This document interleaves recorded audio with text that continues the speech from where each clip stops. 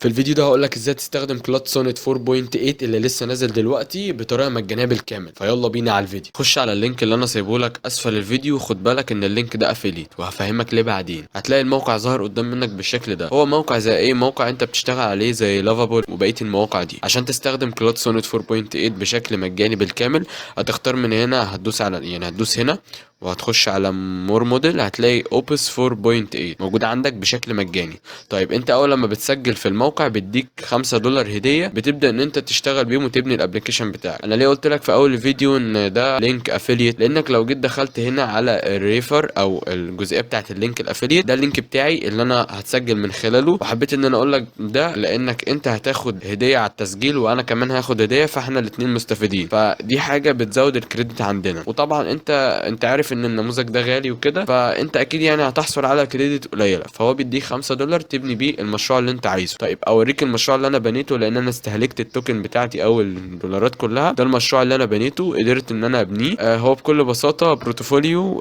لصديق ليا خبير في الكودينج وكده، فانا عملت له بروتوفوليو عن طريق الموقع ده بداتابيز وكل الكلام ده. في هنا باليت الوان تقدر انها تغير المشروع كله بقاعده بيانات. بس برضو ده ما يمنعش ان انت ما تعتمدش على الاي اي، ده وسيله مساعده ليك، وبرضو لازم يكون عندك خبره في الكودينج علشان تقدر ان انت تedit عليه. وبس ده كان فيديو النهارده، اتمنى الفيديو يكون عجبكم. لو انت مهتم بمجال الاي اي وحابب تعرف اكتر اعمل لي فولو.